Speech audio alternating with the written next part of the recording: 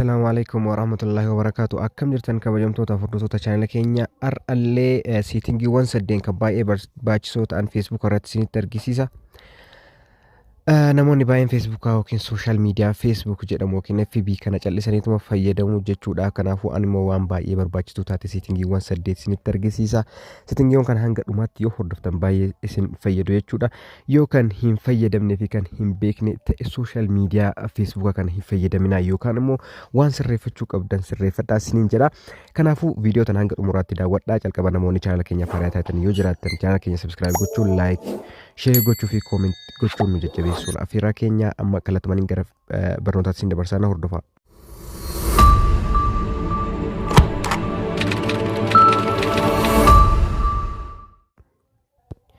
Tole amma eega Facebook keessan seentan karaa harka mirgaatiin sararoota sadiin gara gubbaa jirtu kana kilii gootanii yeroo tokko ni bantu. Siitingiiwwan saddeet as keessaa kan sirreeffattan iddoo kanatti argamu jechuudha. Kanaafuu erga bakka kana seentanii profaayiliin keessan as biratti inni dhufa jechuudha. Suduudumaan akkana gadi deemtanii iddoo siitingii jedhu filattu. Kana iddoo anamma tuqe kana iddoo siitingii jedhu kan ni filattu. Achi booda wanti saddeetan sun as bira jira jechuudha. Jalqaboonni isinitti argisiisu tools and resources kan jedhamu kana jechuudha. Kunis privacy checkup. Kun iddoo privacy yookiin iddoo icciitii keessan itti waan tokko guuttatan iddoo waan kana itti sirreeffattan jechuudha. Isarratti kilikii yoo gootan wantoota asitti argitan kanatu isiniif dhufa. Kanaafuu wantoota kanneen tokko tokko nama isinitti argisiisu kanneen sirreeffachuu qabdu jechuudha. Inni jalqabaa who can see what you share. Waan ati share gootu eenyutu ilaaluu fi arguu qabaa kan jedhu kana siitingii isaa sirreeffachuu qabdu. Mee fakkeenyaaf kilikii irratti yoo godhe jechuudha. Amma isa kanarratti godhe waan kanaa fida. Who can see what you share. Waan ati share gootu eenyutu arguu danda'a siitingiiwwan isaa sirreeffadhuu jedha. Kanaafuu profile information keessan waa'ee profile keessanii waa'ee keessanii post and story postii waan isin posti gootanii fi story keessan akkasuma blockingii eenyutu arguu danda'a jedha. Kanaafuu mee continue jettanii jala kanatti continue yoo jettanii haala kanaan fuula kana isinii fida. Amma as keessatti please review this info from your profile and decide who you are recommendable jedha. Kanaafuu amma as biratti wantoonni kunniin jiru fakkeenyaaf as biratti phone number lakkoofsi bilbilaa kiyya kun as bira jira, emailiin kiyya jira, guyyaan dhaloota kootii jira, iddoon jireenya kootii jira, shipping kan koo jira.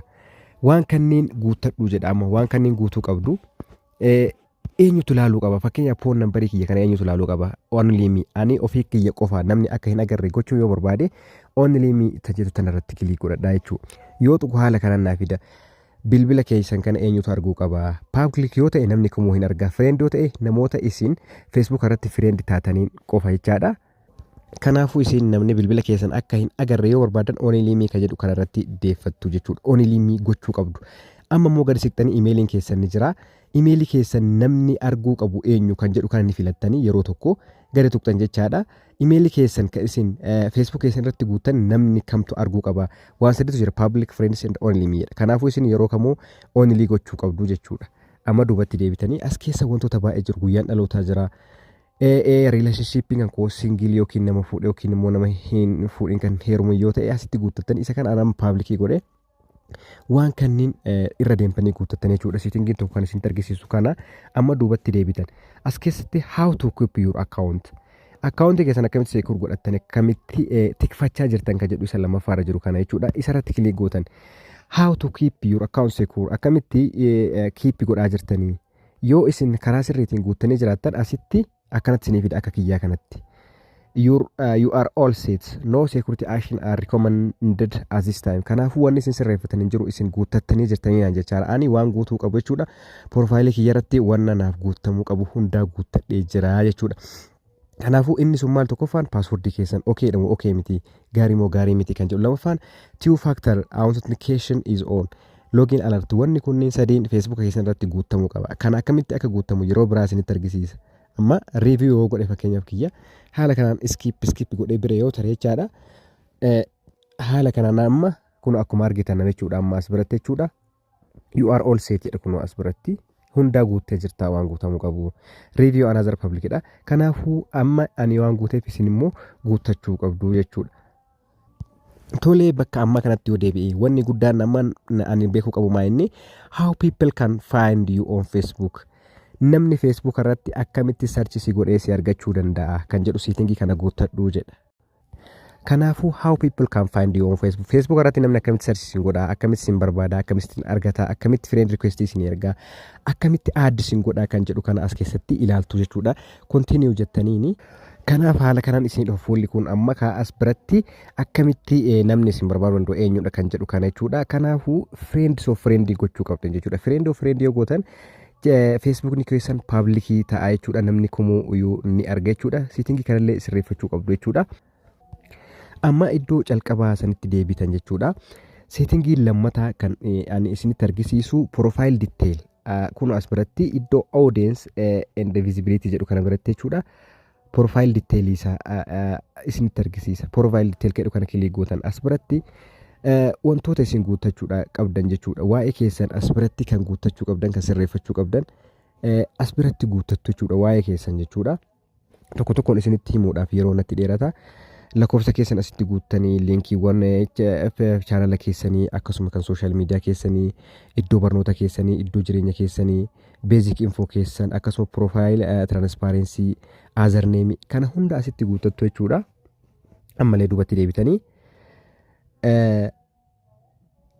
post kan jedhu kana bira dhuftan jechuudha. Post waa'ee postii keessanii isinitti himama. Postii kana irratti kilik yoo gootan waan tokko isinii fida.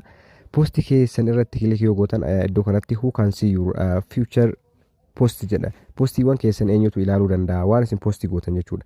Kanaafuu namoonni baay'een yeroo baay'ee Facebook irratti waan postii godhan like naaf hin ta'u, share naaf hin ta'u, comment naaf hin barraa'u jettan garuu setting kana yoo sirreeffattan malee isiniif namni arguu hin danda'u jechuudha. Postii waan isin gootan jechuudha waan isin Facebook keessan irratti maxxanstan. Kanaafuu who can see your future post jedhu kan irratti jechuudha.